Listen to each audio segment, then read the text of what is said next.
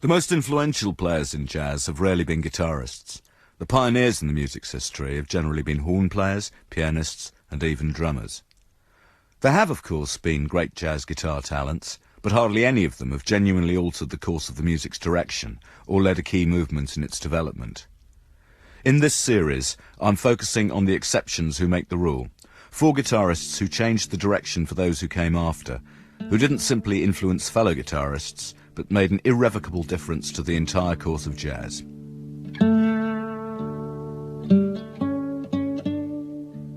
Over the last couple of weeks, I've looked at the life and work of Charlie Christian, the man who established the electric guitar as a lead voice in the music and who was a key creator of the bebop style, and his greatest inheritor, Wes Montgomery, who bestrode both jazz poles and pop charts, though not quite at the same time. Tonight's subject is, in many ways, the odd one out in this series' quartet of guitarists. He's white, he's British, and he's still alive. Arguably, no one ever worked harder to reconcile the conflicting imperatives of jazz and rock through the electric guitar, or to bury the notion that jazz is an intrinsically acoustic art form than the man Jeff Beck once described as a crazy bastard playing jazz on a heavy metal electric guitar, John McLAUCHLin.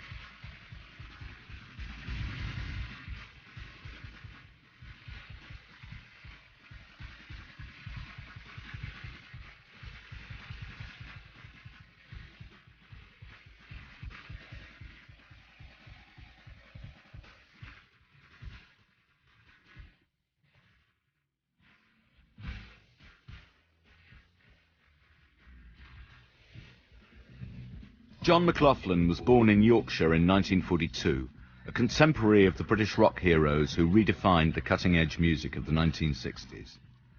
As a child, he learnt piano before switching to guitar as a teenager. Exploring his new instrument, he discovered, in rapid succession, the blues of Big Bill Broonzy, the seductive delights of flamenco, and the jazz of Django Reinhardt. By 1963, he was in London, working in the Graham Bond organisation alongside bassist Jack Bruce and drummer Ginger Baker, then a mere 3 years away from joining Eric Clapton in Cream. Bond had started out as a post-bop altoist, but had reinvented himself as a singer and organist, leading one of the best bands on the R&B club circuit. In the London scene of the early 60s, new alliances were being formed. With R&B as the lingua franca, blues, rock and jazz musicians often found themselves playing in the same bands for the same audiences. 2 of McLaughlin's other early band leaders, organists Brian Auger and Georgie Fame, ended up in the pop charts, as did other former earnest jazzers like the South African-born pianist Manfred Mann and the Rolling Stones' Charlie Watts. It would be unfair to say that stardom eluded McLAUCHLin, but then he wasn't actively pursuing it.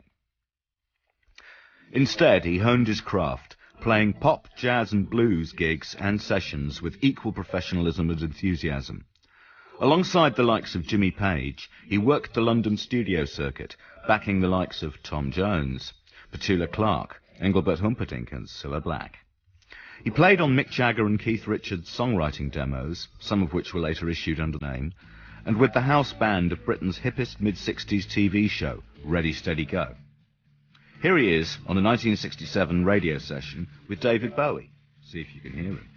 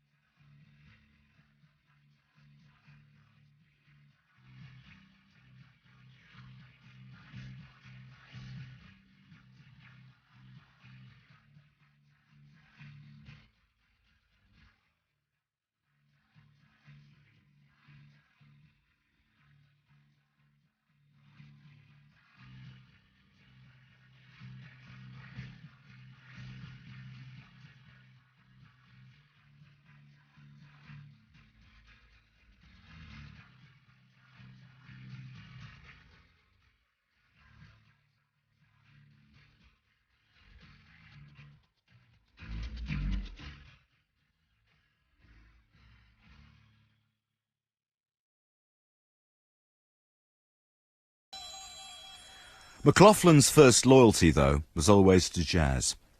Yet, learning his trade alongside the likes of Eric Clapton, Jeff Beck and Jimmy Page, there was no way that he would be content to be just another traditional jazz guitarist, still playing as if it was the 1950s with a soft, plummy tone and heavy strings. McLAUCHLIN wasn't afraid of solid-body guitars, distortion pedals or extreme string bending. Here he is, in a session recorded in 1968 but not issued until 1971, with three other veterans of the Graham Bond organisation, drummer John Heisman, saxophonist Dick Hextall-Smith and bassist Jack Bruce.